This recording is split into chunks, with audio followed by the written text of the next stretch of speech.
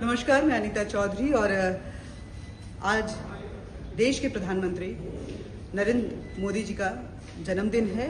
कई जगहों से उनके लिए शुभकामनाएं आई, लेकिन इस विशेष दिन पर एक विशेष बात भी हुई। कुछ फिल्में मोदी जी के ऊपर बनाई जा रही हैं और वो फिल्में दूरदर्शन पे दिखाई जाएंगी, उनकी जीवनी से लेकर, उनके कार्यों से लेकर के, उनकी उपलब्धियों को लेकर के, उनके एक अलग अंदाज भी होंगे उस फिल्मों में। कुछ फिल्में उनमें से जाने माने फिल्म निर्माता और एक्टर दोनों ही रूपों में हमेशा अपने परचम लहराने वाले चंद्र प्रकाश द्विवेदी जी हैं, उन्होंने बनाया। हमारे साथ बात करने के लिए हैं चंद्र सर, बहुत बहुत स्वागत है आपका। और आज के दिन इस विशेष अवसर पे जहाँ पे सेवा पखवाड़ा मनाया जा रहा है और कई तरह के कार्यक्रम चल रहे हैं, लेकिन चलचित्र के माध्यम से, सिनेमा के माध्यम से मोदी जी को एक बार स्क्रीन पे लाया गया है। उनके लाइफ को श्रद्धांजलि दे रहे हैं, व्यक्ति अपने भावनाओं को उनके प्रति व्यक्त कर रहे हैं। उसका कारण है कि अभी साधन भी बहुत है। आज आप इंस्टा के माध्यम से अपनी बात कह सकते हैं, ट्विटर, चूंकि मेरा फॉर्मेट ही सिनेमा का, तो आप श्रद्धांजलि अपने आप में बहुत ही एक व्यापक शब्द, उस माध्यम से आपने दिया। श्रद्धांजलि में शब्द तो जोड़ते ही हैं, उनको शब्द के साथ भाव आ जाते हैं, भाव आ जाते हैं और उसके साथ एक्सप्रेशन जब चलता फिरता ऑडियो विजुअल प्रारूप में आएगा। क्या कुछ रहेगा इन फिल्मों में, एक बार मैं जानना। मैंने 2 प्रकरण बनाए हैं। उन 2 प्रकरणों में मैंने ये समझने की कोशिश की है कि उनके जो भी पराक्रम रहे, कार्य नहीं कहता हूँ मैं, जो भी पराक्रम रहे हैं उसके बीज कहाँ पर है। व्यक्ति जो कुछ भी करता है उसका कोई न कोई एक अतीत होता है, कोई न कोई पिछला अनुभव होता है जिसके आधार पर वो निर्णय लेता है। तो मैं कोशिश कर रहा हूँ कि जो भी उन्होंने अपने जीवन में निर्णय लिए हैं और जो भी क्रांतिकारी निर्णय लिए हैं, क्या उसके बीज उनके बचपन में है, उनके अतीत में है, जो उनसे ये सब करवा रहा है। तो आप जब टेलीकास्ट होगा तो उसको अंतर के अंत स्टोरी पे अंतस की यात्रा है। तो इस स्टोरी का जब आपने बोला कि जब देखेंगे मोदी जी को लेकर के दोनों पक्ष होते हैं। कुछ लोग मतलब बीच का उनके लिए कोई रास्ता नहीं होता है, या तो उनके जबड़ा फैन लोग होते हैं या जबरदस्त विरोधी लोग होते हैं।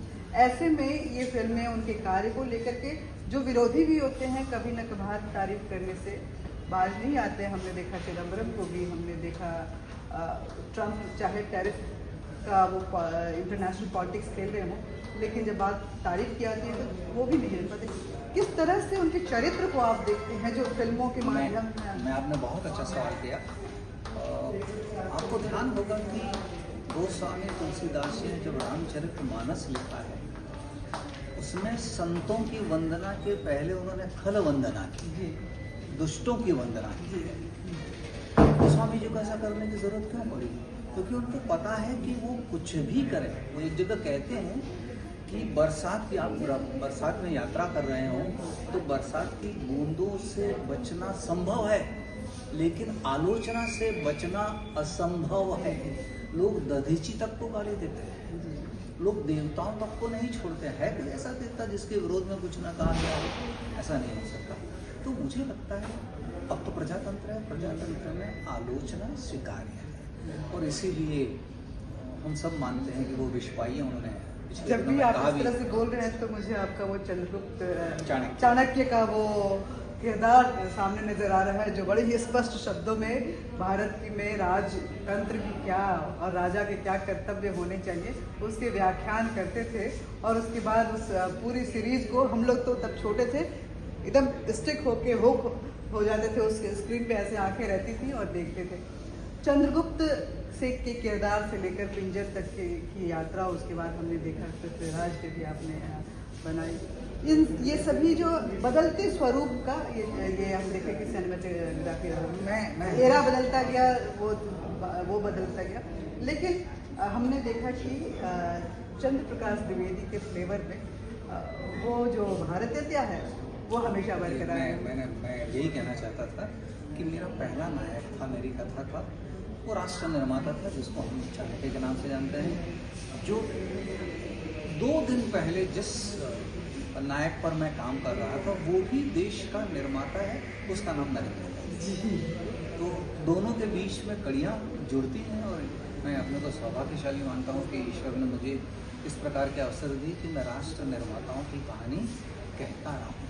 पृथ्वीराज का भी संघर्ष वही था कि किस तरह से भारतीय समाज, भारतीय सभ्यता, भारतीय संस्कृति बची रहे। एक अंतिम सवाल पूछती हूँ, सिनेमा के दौर में बहुत बदलाव आए। हमने देखा कि एक सिनेमा हर एरा के साथ अपने उस समय के फ्लेवर को समेटता था, लेकिन बीच में 80 के दशक से लेकर के अगर हम कुछ साल पहले तक को देखें, 2015 से पहले तक, तो बिल्कुल डिस्टॉर्टेड था, जहाँ पे समाज का फ्लेवर नहीं नजर आता था। उसके बाद फिर एक बदलाव आया है, एक बार फिर उन समाज के मुद्दों को लेकर के, समाज एक्टिंग को लेकर के, भावार्थ को लेकर के सिनेमा जागने की कोशिश कर रही है। इस बदलते दौर के बारे में और बदलते हुए फ्लेवर के बारे में इसका अपना कारण जानने की अगर कोशिश की होगी तो आपको समझ में आएगा कि पहले जो सिनेमा थे वो गांव तक पहुंच नहीं रहे थे, थिएटर नहीं था। आज भी देश के गांव में थिएटर दूसरे देशों की तुलना में हमारे भारत में बहुत थिएटर कम है, लेकिन अब माध्यम दूसरे आ गए। अब माध्यम मोबाइल फोन भी हो गया, आज इंटरनेट कनेक्शन कई प्रदेशों में मुफ्त है। तो जैसे जैसे साधन बदलते जा रहे हैं वैसे वैसे कथाएं भी बदल रही हैं। आप देखेंगे कि पहले गांव की कथा को लोग कहते थे शॉर्ट प्लॉट, कि अगर आपकी कथा की पृष्ठभूमि कोई ग्रामीण भारत है, पर आज आप देखेंगे अधिकतर जो आपके चरित्र हैं, वो चाहे OTT प्लेटफॉर्म हो या फिल्में हो, वो उसी पृष्ठभूमि से क्योंकि इस अंततः हमारे देश के 80% उसका सबसे बड़ा एग्जाम्पल लापता लेडीज लापता शॉर्ट बजट मूवी छोटी सी और कितना इम्पैक्टफुल रहा और कहाँ तक अपना शोर नीचे। तो ये हमारे साथ चंद्र प्रकाश द्विवेदी जी थे।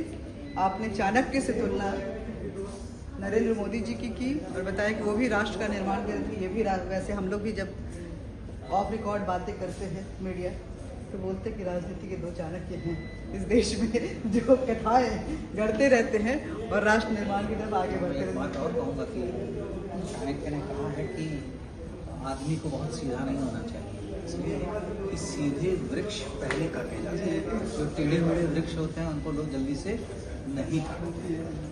बहुत बहुत शुक्रिया आपका। तो ये विशेष दिन और विशेष कार्यों के साथ साथ विशेष मतलब मनोरंजन की दुनिया में एक ऐसे चीज को भी हम लोग देखने जा रहे हैं, एक ऐसे चलचित्र को भी हम, एक ऐसी सिनेमा को भी हम लोग देखने जा रहे हैं जिसमें रोमांच भी है और तथ्य भी है। जय हिंद।